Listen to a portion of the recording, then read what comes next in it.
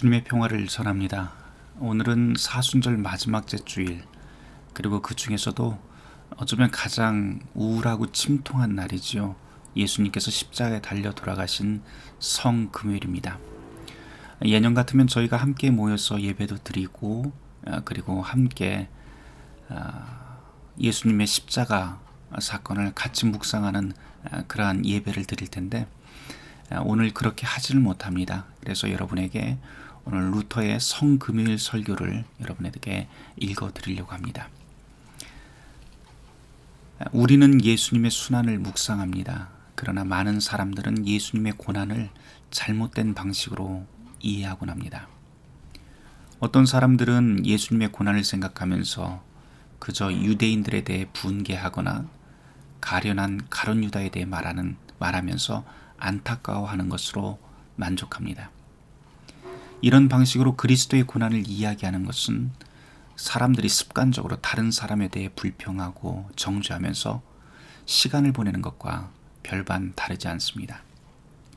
이런 것을 두고 예수님의 고난에 대한 묵상이라고 말할 수는 없습니다. 그런 이야기라면 차라리 가룟 유다와 유대인들의 사악함에 대한 묵상이라고 제목을 붙이는 게 마땅합니다. 또 어떤 사람들은 예수님의 고난에 대해서 생각하기만 해도 우리에게 여러 유익이 있다고 가르치곤 합니다. 예를 들면 예수님의 고난을 머리에 한번 떠올리기만 해도 오랫동안 금식하거나 긴 시간 동안 기도하는 것과 같은 그런 영적 유익이 있다는 것이지요. 또 어떤 사람들은 십자가 그림을 집안에 붙여놓거나 십자가 목걸이, 또 작은 십자가를 몸에 지니고 다니면 그 십자가가 자기를 위험에서 보호해준다고 상상하기도 합니다. 사람들은 이렇게 그리스도의 고난을 불행을 막아내는 방패나 부적으로 사용합니다. 이런 건 역시 예수님의 고난에 대해 잘못 묵상하는 것입니다. 세 번째 부류의 사람들은 예수님이 십자가를 지고 해골 언덕에 오르실 때 예수님을 따르며 슬퍼했던 여인들처럼 그리스도의 고난에 대해 안타까워하면서 죄 없는 분이 그런 끔찍한 고난을 당하셨다는 것 때문에 슬퍼하며 탄식합니다. 우리 가운데 많은 사람들이 그렇게 슬퍼하며 십자가 사건을 묵상하는 게 바른 것이라고 생각합니다. 하지만 오늘 우리는 성경을 통해서 다시 생각해야 될 필요가 있습니다. 여인들에게 예수님이 무슨 말씀을 하셨나요?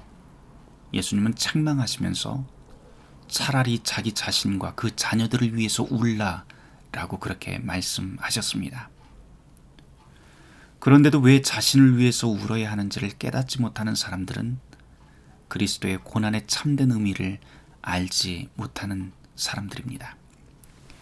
이제까지 말한 방법들, 가룟 유다와 유대인들의 잘못만 이야기하거나 그리스도의 고난이 우리를 지켜준다고 말하거나 죄 없는 예수님의 고난을 안타깝고 가련하다고만 생각한다면 아무리 십자가를 이야기하고 십자가를 붙잡고 기도하고 십자가에 대한 설교를 듣는다 해도 예수님의 고난을 바르게 묵상하는 건 아닙니다. 예수님의 고난에 대해서 바르게 묵상하는 사람의 첫 번째 반응은 우선 예수님의 모습 때문에 그 심장이 공포로 얼어붙게 됩니다. 고난받는 예수님의 모습 속에서 죄인에 대해 얼마나 가혹하고 엄하신지 그 하나님의 진노와 심판을 마주하기 때문입니다. 하나님의 진노와 심판은 죄인들을 위해 그의 사랑하시는 독생자를 내어주는 값비싼 대가를 치르지 않으면 안 될 만큼 너무 큽니다. 이사야 53장 8절에 나오는 말씀이 있죠. 그는 마땅히 형벌을 받을 내 백성의 허물로 인하여 고난을 당하였다 라고 하는 그 말씀이 바로 이런 뜻입니다. 하나님의 사랑하시는 아들이 이토록 고난을 당하는 것을 보았을 때 죄인들에게는 어떤 변화가 일어날까요? 우리는 십자가 앞에서 우리 자신의 상태가 감당할 수 없을 만큼 심각하다고 하는 것을 깨달아야 됩니다. 우리가 이것을 바르게 깨달을 때 우리는 참으로 고통당할 수밖에 없고 심지어 죽는 것 같은 고통을 느낄 수밖에 없습니다. 우리가 예수님의 고난을 바르게 묵상한다면 공포로 얼어붙고 더 깊이 묵상하면 묵상할수록 그 공포는 더 깊어질 것입니다. 더 나아가 바로 우리 자신이 예수님을 죽인 주역이라고 하는 것을 깨닫게 될 것입니다. 왜냐하면 우리의 죄가 예수님을 죽게 했기 때문이지요.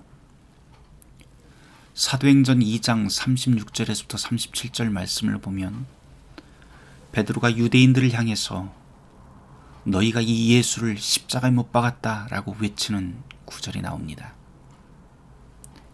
그 자리에 있던 3,000명이나 되던 사람들이 공포에 떨면서 사도들을 향해서 이렇게 말하죠. 형제들이여, 이제 우리가 어찌할꼬? 라고 하며 떨며 부르짖습니다. 우리 역시 예수님의 손을 꿰뚫은 못을 보면서 그 못이 바로 우리의 잘못된 행위라고 하는 것을, 예수님의 머리를 찌르고 있는 가시관을 보면서 그 가시가 바로 예수님을 피 흘리게 만든 우리의 악한 생각들이라고 하는 것을 깨달아야 합니다.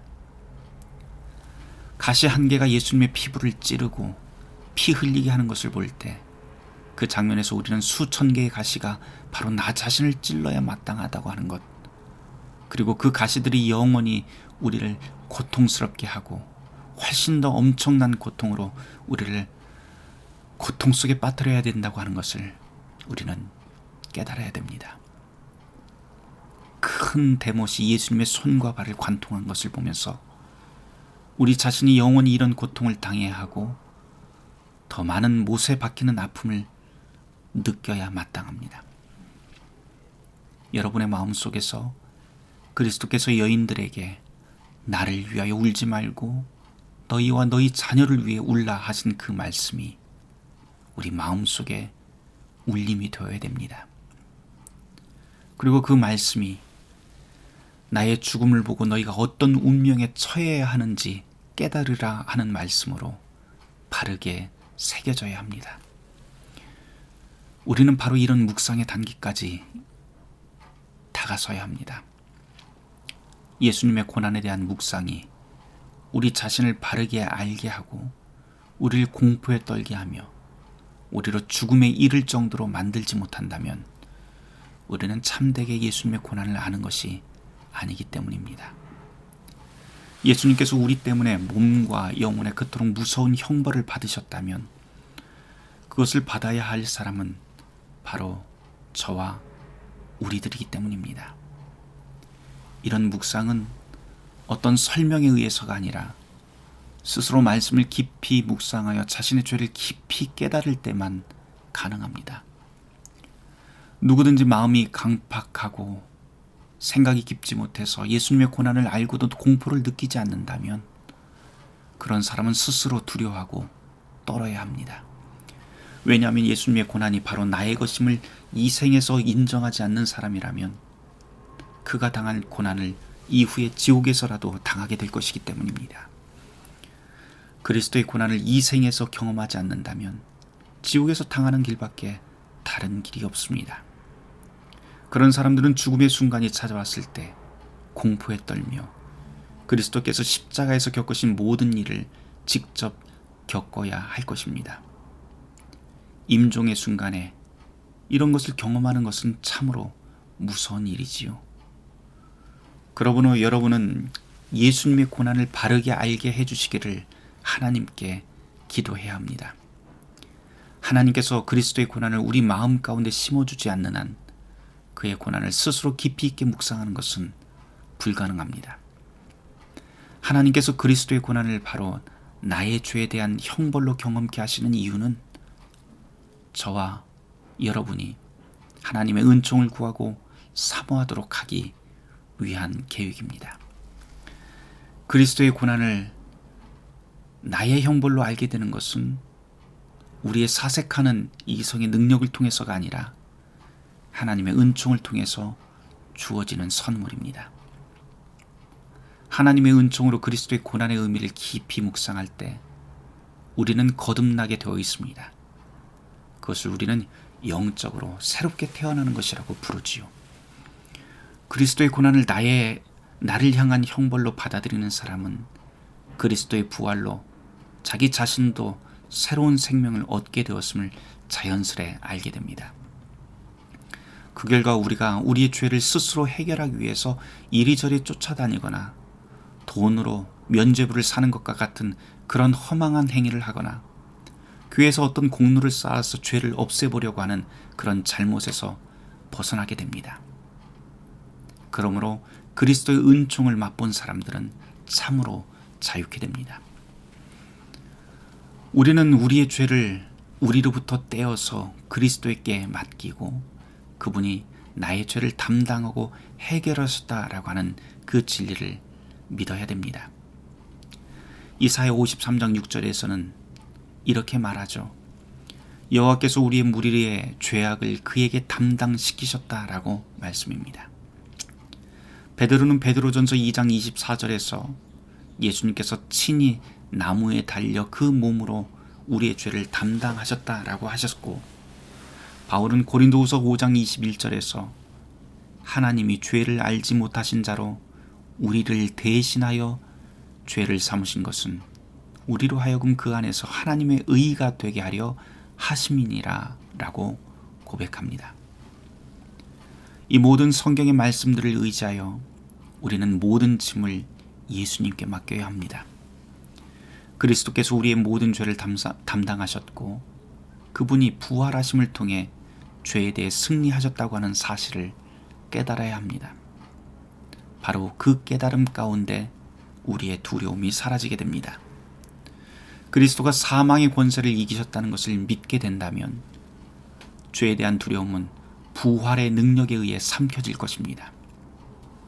그리스도는 그의 고난 가운데서 우리의 죄를 십자가에 못 박았고 죽음의 세력을 이기고 부활을 통해 우리를 죄에서 자유케 하십니다. 만일 우리가 이와 같은 죄사함의 역사를 믿을 수 없다면 우리는 이 진리에 대한 믿음을 달라고 하나님께 기도해야 합니다. 왜냐하면 이 같은 믿음의 문제는 하나님의 그 손에 달려있기 때문입니다. 또한 우리가 해야 할 일도 있지요. 이 믿음을 위해서 삶의 자세를 고쳐잡기 위해서 노력해야 됩니다.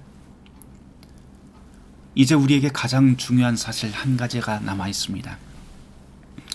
예수님의 고난 속에서 하나님의 진노와 공포를 경험한 사람이라면 우리를 향한 예수님의 마음이 얼마나 사랑으로 가득 차 있는지 그 사랑을 바라보는 일입니다. 그 사랑 때문에 예수님은 우리의 무거운 짐과 죄를 담당하십니다. 우리의 마음을 바로 이 사랑으로 가득 채우길 바랍니다. 그렇게 된다면 우리는 예수님의 마음을 통과해서 그분을 보내신 하나님 아버지의 마음에까지 더 높이 올라가게 될 것입니다.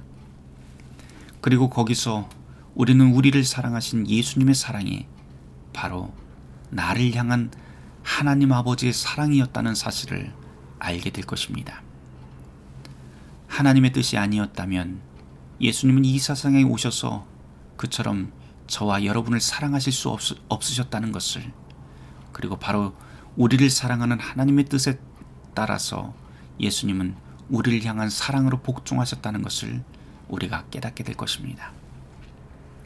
그 결과 우리는 요한복음 3장 16절에 있는 말씀, 하나님이 세상을 이처럼 사랑하사 독생자를 주셨다라고 하는 이 예수님의 따뜻한 말씀을 비로소 이해하게 될 것입니다. 이것이 하나님을 올바로 하는 것이지요. 바로 여기에서부터 우리의 신앙과 신뢰는 확고한 것이 되고 우리는 진실로 하나님 안에서 새로 태어난 하나님의 자녀가 됩니다. 우리의 마음이 이같이 그리스도 안에서 다시 세워지길 바랍니다. 우리는 언제나 죄에 대한 원수가 되어야 됩니다. 그러나 심판에 대한 두려움 때문이 아니라 사랑 때문에 죄의 원수가 되어야 됩니다.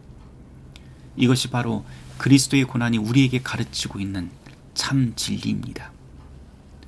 성경은 이처럼 새로운 방식으로 그리스도의 십자가를 묵상하도록 우리를 인도합니다. 그리스도께서 우리를 위해 받으신 그 고난은 우리가 세상을 위하여 받아야 하는 고난의 모범이 됩니다.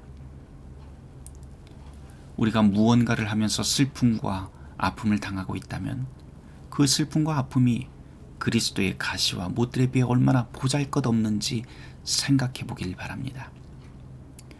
만일 우리가 떠나기 싫은 것을 떠나고 어떤 것을 억울하게 포기해야만 한다면 그리스도께서 어떻게 결박당하시고 사로잡히고 이리저리 끌려다녔는지 묵상해 보길 권합니다.